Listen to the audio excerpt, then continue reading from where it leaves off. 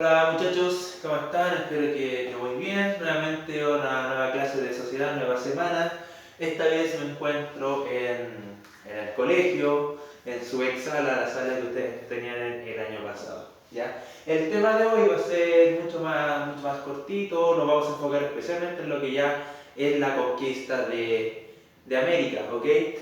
No vamos a hacer ninguna revisión de tarea anterior porque no le dejé ninguna cierta actividad o tarea la semana pasada. Ya vamos a resumir un poco lo que estuvimos hablando en el video anterior y simplemente nos enfocamos en estos famosos viajes de exploración que estaban realizando especialmente portugueses y españoles, ¿sí? Ambos con distintos resultados y dijimos, ¿cierto?, que al fin y al cabo fueron los portugueses los que lograron conquistar o descubrir toda la costa africana y además, ¿cierto?, fueron los primeros que lograron juntar nuevamente la ruta de las especias con la India, mientras que los españoles, ¿cierto?, buscaron una nueva ruta para poder llegar a la India, y en eso nos enfocamos en el ejemplo de Cristóbal Colón, quien creía, ¿cierto?, que el planeta circular, si viajaba hacia el oeste iba a llegar a la India por el este. Lo que él no sabía, ¿cierto?, o no tenía muy claro la verdadera dimensión del planeta, y en base a eso llegó a un nuevo continente que él nunca supo, ¿cierto?, que había descubierto. Él siempre pensó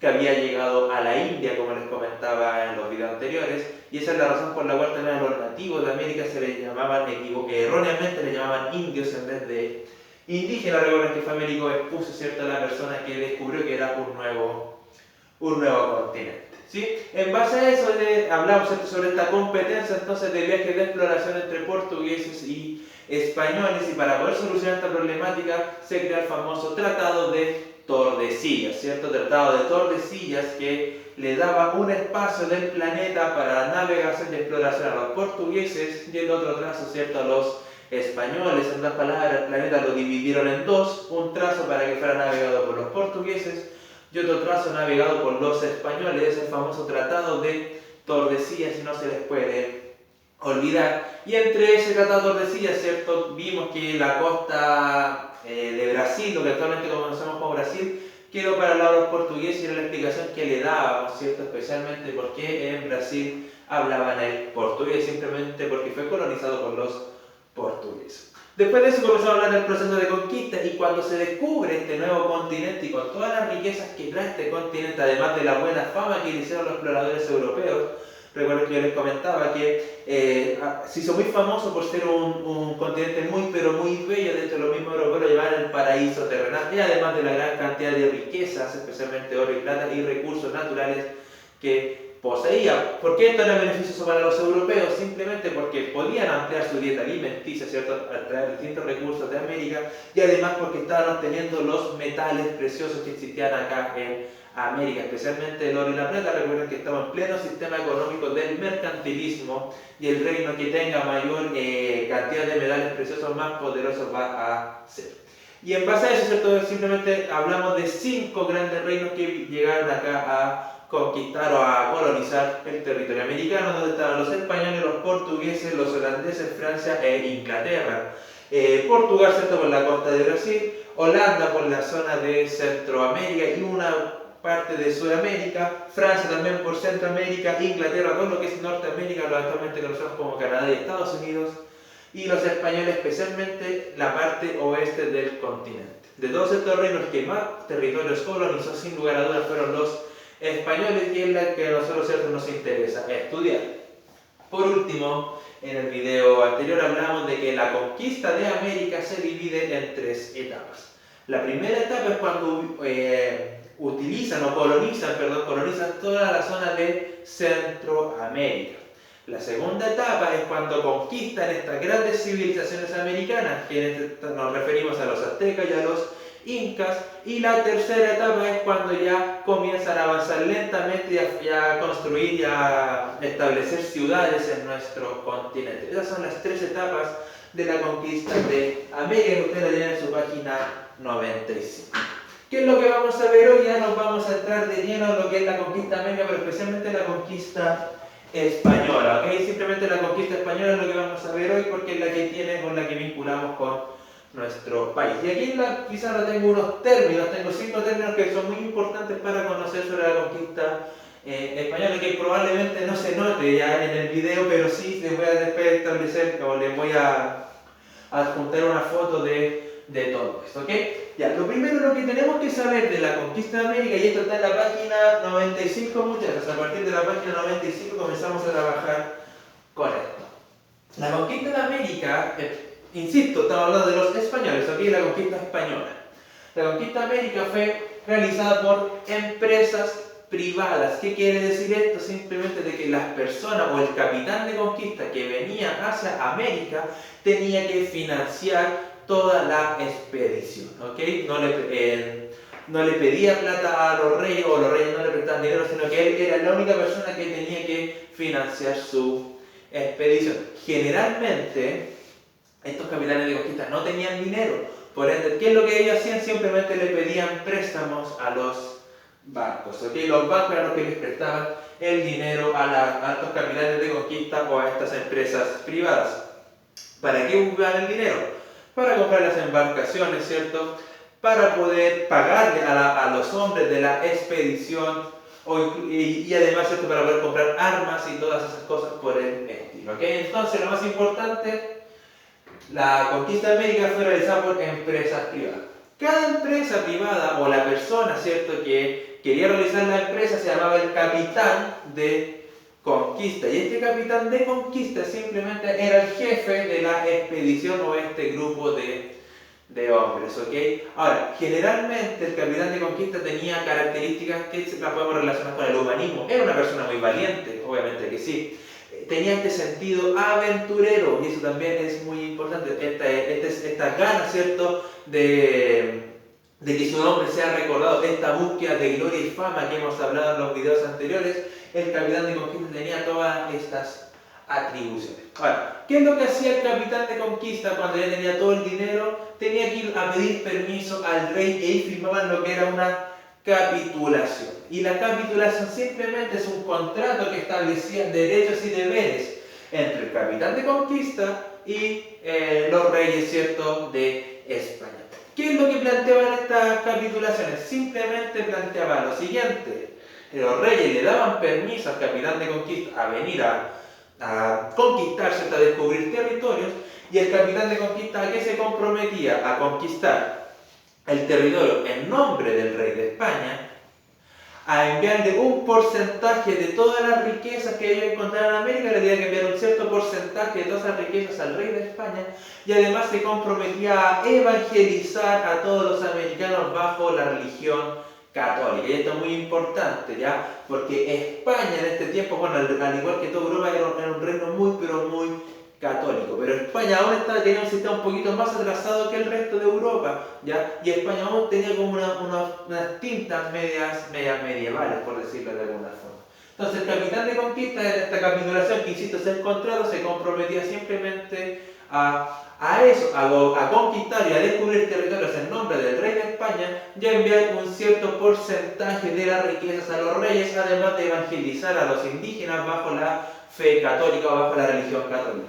¿A qué se comprometían los reyes? Uno, le daban el permiso, ¿cierto?, para realizar la expedición, y dos, lo nombraban como el gobernador de los territorios que él fuera conquistado. Y eso era la capitulación, simplemente este contrato que establecía los derechos y deberes entre el capitán de conquista y los reyes de España. ¿Se entienden? Entonces, tenemos más claro que la conquista de América se realizó por empresas privadas. Para poder realizarla se necesitaba un capitán de conquista, que en este caso era el jefe de la expedición, y lo primero que tenía que hacer este jefe de conquista simplemente era pedir una capitulación o firmar una capitulación, que era este contrato de derechos y deberes que tenían con los reyes de España. Una vez que tenía la capitulación firmada, él tenía que formar su hueste. ¿Y qué es la hueste? La hueste simplemente es el grupo de expedición que es liderado por el capitán de conquista. O sea, las personas tenían que reclutar a las personas que lo iban a acompañar en esta expedición hacia América, ¿ok? Generalmente la hueste era conformada por muy pocas personas, ya no eran muchas las personas que se atrevían a venir, y estoy hablando de grupos de 30, 40, 50 personas a lo más. Ya, el capitán de conquista además se comprometía a entregarles o pagarles un sueldo a estas personas, ¿ok? Y dentro de la hueste era muy importante que fuera un sacerdote. ¿Por qué un sacerdote? Porque él era el encargado de evangelizar a los indígenas que iban a encontrar. Ahora, en un comienzo no vinieron nunca mujeres. Ahora sí, dentro de la conquista de América la mujer tuvo muy poca participación, ¿ok? Pero hubieron muy pocas expediciones que sí iban acompañadas de mujeres. Pero generalmente la hueste estaba conformada solamente por puros hombres, ¿ok?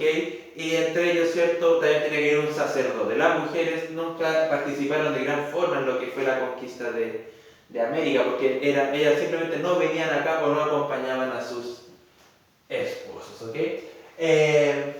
Y acá tengo otro término algo muy importante que lo vamos a relacionar con la hueste, que son los hidalgos. Y hidalgos eran los nombres que le daban a los integrantes de la hueste. O sea, todas estas personas, las personas que conformaban la hueste, eran conocidos popularmente en España como hidalgos. ¿Y qué significa hidalgo? Hijos de algo. ¿A qué se relaciona esto? Simplemente a que son personas que no tienen grandes riquezas o que ni siquiera saben cuál es su procedencia. ¿Se entiende? De que no tenían un apellido fijo o no tenían un apellido importante. Eso nos da a entender algo muy importante, que la hueste estaba conformada simplemente con personas pobres o de clase media que buscan, ¿cierto?, esta oportunidad de conquistar América como simplemente la gran oportunidad para mejorar su estilo o su calidad de vida y así obtener muchas, pero muchas riquezas. Siempre lo digo, siempre doy el mismo ejemplo. Si usted está bien en su casa, tiene todo lo que necesita para vivir, ¿va a arriesgar eso para irse a un lugar desconocido? No. Por ende, la gente de la aristocracia española, ellos nunca vinieron a América, porque ¿para qué? Si ellos eran ricos en España, tenían todo lo que necesitaban para vivir en España. Pero la gente más pobre, ¿cierto?, la clase más baja, los que sí necesitaban una nueva oportunidad, los que sí necesitaban una calidad de vida mejor, fueron los que conformaban la hueste. Y ellos no venían, ¿cierto?, simplemente, ellos no venían por un tema de aventura, no, ellos no tenían nada que perder, ¿ya? Por eso ellos simplemente vieron la gran oportunidad de la expedición, ¿cierto?, como la gran oportunidad que ellos tenían para mejorar su calidad de vida. En España, la gente que formaba la hueste en España era gente muy pobre, incluso a veces delincuentes. Y acá en América se transformaron en grandes señores, y eso es muy, pero muy importante tenerlo claro. Entonces, la gente que vino a América, los españoles que vinieron a América, era gente, ¿cierto?, de una clase social baja, y acá en América se transformaron en las personas de la clase social más alta. Por ende, sí les cambió la calidad de vida específicamente. Y eso, por pertenecer a una clase social mucho más baja española, era que recibían el nombre de hidalgos, es decir, hijos de algo, porque simplemente no se sabía su procedencia. ¿Se entiende? Eso, características generales entonces de lo que es la conquista de América. Ejemplo, supongamos que yo soy el capitán de conquista. ¿Qué es lo primero que tengo que hacer? Tengo que financiar mi expedición y voy al banco a pedir dinero, ¿cierto? Simplemente para poder financiar mi expedición. Después tengo que pedir permiso, ¿cierto? ¿A quién se lo pido? Al tío Pato, y le pido el permiso al tío Pato y firmamos la que es la capitulación, este contrato, ¿cierto?, que establece derechos y deberes entre el tío Pato y yo. Yo me comprometo simplemente a conquistar todos los territorios en nombre del Colegio San Francisco, y me comprometo a evangelizar a todas las personas que encuentre, y el tío Pato, y además me comprometo a enviarle un porcentaje de toda la riqueza, ¿cierto?, al tío Pato, y el tío Pato simplemente me nombra a mí gobernador de todos los territorios que yo vaya a conquistar. Pero necesito una hueste, necesito un grupo de expedición. ¿A quién voy a buscar? Y los busco a ustedes, y el octavo básico me va a acompañar a conquistar territorios. ¿Se entiende? Eso, características generales entonces de lo que es la conquista de América. Ahora, si nos vamos a la página 96, tenemos ya, o entramos a lo que es la caída de las grandes civilizaciones americanas, en este caso los aztecas y los incas. Por ende, estamos hablando de la segunda etapa de la conquista de América. Recuerden que la segunda etapa es la que tiene relación con la caída, ¿cierto?, de las grandes civilizaciones. Yo les comenté hace unos videos atrás que acá en América, ¿cierto?, había tres grandes civilizaciones antes de la llegada de los europeos: mayas, aztecas e incas. ¿Qué pasa con los mayas? Los mayas simplemente se habían desaparecido o abandonado sus ciudades, o se habían mezclado con otros pueblos, ¿cierto?, a la llegada de los españoles. Por ende, los españoles nunca se encontraron con la civilización con la civilización maya. Hay otras personas que dicen, no, se lo llevaron los extraterrestres, son teorías, ¿ok? Pero sí habían dos civilizaciones muy marcadas acá en América cuando llegaron los españoles, que fueron los aztecas y los incas. Vamos a partir entonces con la conquista del imperio azteca o la caída del imperio azteca. El capitán de conquista de esa expedición se llamaba Hernán Cortés, ¿ok? Él era el capitán de conquista y él estaba en la zona de islas de Centroamérica junto a su hueste y simplemente supo de estos rumores de una gran civilización con mucha riqueza. Y él con su grupo de hombres, sus hidalgos, su hueste que era muy pero muy limitada, recuerden que la hueste no la conformaban más allá de 50 personas, viajaron simplemente hacia la zona de México a encontrarse con esta civilización azteca. ¿Qué es lo que ocurre? Justo, y de estas cosas misteriosas, dentro del mundo azteca, dentro de la cosmovisión o los mitos aztecas, ellos tenían un mito que decía que los dioses iban a retornar en algún momento a la tierra. ¿Por dónde iban a retornar los dioses? Simplemente iban a retornar por el mar. Y coincidentemente llegan los españoles, ¿cierto?, por el mar, y los aztecas los confunden con dioses. Los trata muy bien en ese tiempo el emperador azteca, se llamaba Moctezuma, y trata de muy buena forma a Hernán Cortés junto a toda su hueste y pensando, ¿cierto?, que eran dioses. Hernán Cortés aprovecha de esta situación, obviamente, ¿cierto?, y comienza a pedirle toda la cantidad de oro y plata que ellos tuvieran. ¿Qué es lo que hace Hernán Cortés? Se da cuenta que el imperio azteca es un imperio pero con mucha riqueza y se va a buscar más ayuda, pero deja algunos hombres españoles, ¿cierto?, simplemente a cargo de lo que es el orden de la civilización azteca.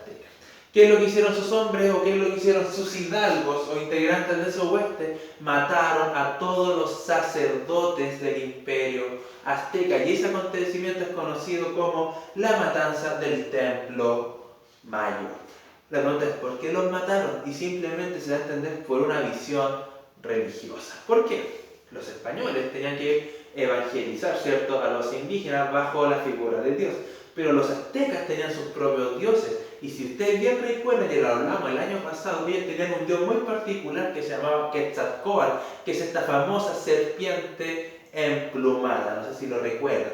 Imagínense lo que era para un español, ¿cierto?, católico, ver que uno de los máximos dioses de los aztecas es una serpiente, siendo que en la Biblia la serpiente es sinónimo del diablo. Por ende, simplemente entendieron o creyeron de que los aztecas adoraban al diablo. Y esa es la razón por la cual ellos mataron a sus sacerdotes. Y esto explica un poco lo que yo les comentaba la pregunta del otro día. Hubo un encuentro físico, pero hubo un desencuentro cultural. Dos culturas totalmente distintas. Los aztecas ni siquiera sabían lo que era el diablo, pero los españoles lo tenían muy claro. Y hubieron dos culturas distintas que simplemente chocaron y no pudieron nunca, ¿cierto?, poder convivir. ¿Qué es lo que hicieron los aztecas después que vieron que mataron a todos sus sacerdotes? Simplemente aprovechando que eran mucho más hombres, comenzaron a matar a los españoles y expulsaron a los españoles de la ciudad de Tenochtitlan, ¿ok? Y ese acontecimiento, cuando los aztecas se rebelan en contra de los españoles, al vaya se dieron cuenta de que no eran dioses, es conocido como la Noche Triste. ¿Qué es lo que pasa cuando Hernán Cortés vuelve y se da cuenta de que la mayoría de su hueste está aniquilada y tiene muy pocos hombres? Simplemente se alió con otros pueblos indígenas que eran enemigos a los aztecas y creó lo que es el famoso sitio de Tenochtitlan. ¿Qué es un sitio? Y lo hablamos el año pasado en la Edad Media, es cuando acorralan, ¿cierto?, todo lo que es una ciudad para así cortarle los suministros. Y simplemente se le acabaron los recursos a los aztecas, se rinden y terminaron por matar a Moctezuma. Y al momento en que matan a Moctezuma, ¿cierto?, la civilización azteca cae definitivamente. ¿Por qué? Porque le matan al líder. Recuerden que el líder de esta civilización era considerado un ser divino. O sea, si le matan al líder, ya, ¿qué otra esperanza iban a tener? Simplemente ninguna. Y es así como el imperio azteca cayó en un periodo de 2 años. Hernán Cortés llegó en 1519 y el imperio cayó en el año 1521. O sea, 2 años bastaron para acabar con una civilización de miles de años. ¿Qué pasa ahora? Vamos al imperio inca, ¿ok? ¿Qué ocurre con el imperio inca? Y algo muy similar. Hernán Cortés ya había conquistado lo que son los aztecas ya que había otro personaje muy importante, otro capitán de conquista que se llamaba Francisco Pizarro. ¿Qué es lo que hace Francisco Pizarro? Escucha estos famosos rumores que en la zona sur, ¿cierto? Recuerden que ellos están en la zona de Centroamérica, en la zona sur hay una gran civilización que también tiene gran cantidad de oro y plata. ¿Qué es lo que hace Francisco Pizarro? Llama a su hueste y viajan, ¿cierto?, hacia el sur y se encuentran con el imperio inca.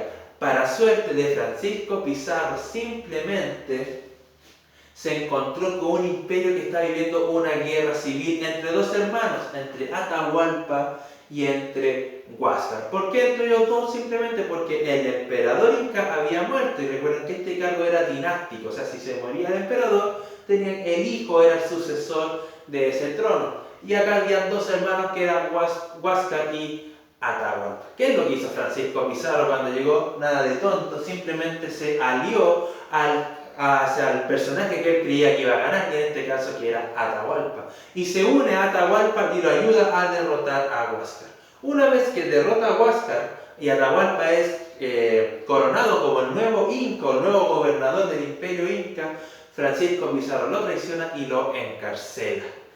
¿Qué es lo que hace? Pide una gran cantidad de oro y plata para su rescate. Los incas, al ver que tienen a su gobernador, ¿cierto?, prisionero, que recuerden que también es un ser divino para ellos, le entregan toda la cantidad de oro y plata que Francisco Pizarro había solicitado, y cuando se la entregan, Francisco Pizarro no cumple su palabra y termina por matar a Atahualpa. Y al igual como pasó con los aztecas, para los incas, al ver que su máximo líder, su gobernante, que también es considerado un ser divino, está muerto, simplemente las esperanzas se acaban y ya no tienen nada que hacer y terminan, ¿cierto?, sometidos también bajo los españoles, en este caso bajo Francisco Pizarro. Y lo mismo ocurre, ¿cierto?, la caída del imperio inca, del Tahuantinsuyo, ocurre simplemente en un periodo de 2 años, 1531 a 1533, muy similar a los aztecas. Si se dan cuenta, hay dos cosas comunes entre la caída de estas dos civilizaciones, que fue algo muy, pero muy rápido. O sea, en un periodo de 2 años acabaron con civilizaciones que tenían miles de años de historia y que además, ¿cierto?, tenían una gran cantidad de hombres, a diferencia de que las huestes, ¿cierto?, estaban compuestas por muy, pero muy pocos hombres. La pregunta es, ¿qué factores permitió simplemente a los españoles conquistar rápidamente a estas civilizaciones? Y son varias, vamos a comenzar a nombrar. Primero, se encontraron con dos civilizaciones en crisis. ¿Cuál era la crisis del imperio azteca? Su cosmovisión del mundo. Los aztecas creían en la existencia de 5 soles, ¿ya? Y justo con la llegada de los españoles coincide que estaban viviendo el 5.º sol, es decir, en cualquier momento el mundo se les iba a acabar. Por ende, había un miedo colectivo dentro de la sociedad azteca. Y al ver que llegaron estos personajes por el mar, simplemente creyeron que eran dioses y trataron de revertir la situación cuidándolos y tratando bien a los españoles, situación que ayudó, ¿cierto?, a los españoles. ¿Cuál fue la crisis del imperio inca? Y tenemos una crisis política, había una guerra civil, teníamos una sociedad inca dividida entre las tropas de Huáscar y entre las tropas de Atahualpa. Entonces, el primer factor que permitió la rápida caída de estas civilizaciones, las crisis internas que tenían ambas civilizaciones. Segundo factor, sin lugar a dudas, la organización política que ellos tenían. Ellos tenían un gobernante que era el que lideraba todo y tenía el poder absoluto, y el que era considerado hijo de un dios o simplemente un ser divino. Al solo hecho de morir el gobernante, la sociedad completa iba a caer. ¿Ya? Es como la serpiente, cuando dice hay que cortarle la cabeza a la serpiente y todo lo demás queda obsoleto. Lo mismo ocurrió entonces acá con los incas y con los aztecas. Era cosa de matar al gobernante y toda la sociedad inca se iba a desmoronar. Simple, mataron a su dios, mataron a su ser divino. Por ende, eso también permitió. Tercer factor muy importante, la tecnología. Los españoles llegaron con armaduras, ¿cierto?, y arcabuces. Los arcabuces son como unas clases de escopetas. Llegaron con armas de fuego, con armaduras. Por ende, era muy fácil derrotar a los indígenas que peleaban con flechas, con piedras o con lanzas, ¿se entiende? Además, los españoles llegaron a caballo. Ya acá en América no existía el caballo antes de la llegada de los españoles, lo cual también les daba mayor velocidad. Fue tanto el impacto del caballo para los indígenas que en un comienzo creían que el caballo y el jinete eran un solo ser. Por ende, la tecnología y las mejores técnicas de guerra que tuvieron los españoles también favoreció para derrotar fácilmente a los indígenas. Y cuarto factor y último, que también es muy pero muy importante, las enfermedades que trajeron los españoles. Porque especialmente como cuál, la gripe y la viruela. ¿Por qué todo es importante? Porque los indígenas, al no conocer estas enfermedades, simplemente no tenían los anticuerpos para poder resistirlas. Y los españoles los contagiaron a los indígenas con todas estas enfermedades y ellos comenzaron a morir de forma muy pero muy rápida, de forma muy fácil, debido a estas enfermedades. Un simple resfrío mató a los indígenas y la simple viruela también mató a los indígenas. Enfermedades que le trajeron los españoles acá a América. Y tenemos los 4 factores que nos dan a explicar cómo estas civilizaciones, tanto la azteca como la inca, cayeron de forma tan pero tan rápida. ¿Se entiende, muchachos? Espero que sí. Eso es lo que quería ver el día de hoy, ¿ok? Tengamos muy claras las características de la conquista española, ¿cierto? Que fue financiada por empresas privadas, que estas empresas privadas tenían un capital de conquista y es para poder simplemente conquistar tenía que firmar una capitulación. Cuando tenía la capitulación lista, ¿cierto? Convocaba, ¿cierto? O formaba lo que era su hueste, que era este grupo de expedición que estaba compuesta especialmente por hidalgos, ¿ok? Y bueno, ya llegando a América, ¿cierto? Las características, las semejanzas y las diferencias entre las caídas de estas grandes civilizaciones, los aztecas y los incas. Insisto, el proceso donde conquistan a los aztecas y los incas, ya estamos hablando de la segunda etapa de la conquista de América. Cuando ya los terminan de derrotar completamente, se pasa a la tercera etapa de la conquista de América y aquí comienzan a formar poco a poco ciudades en América. Porque ya no tenía ninguna gran amenaza. La gran amenaza que tenían los españoles cuando llegaron a conquistar América, sin lugar a dudas, eran estas grandes civilizaciones, los aztecas y los incas. Pero una vez ya ellos derrotados, ya no tenía ninguna gran amenaza, ¿cierto?, para poder conquistar más territorio. Y es así que ellos comienzan a avanzar poco a poco y comienzan a establecer y a formar sus ciudades.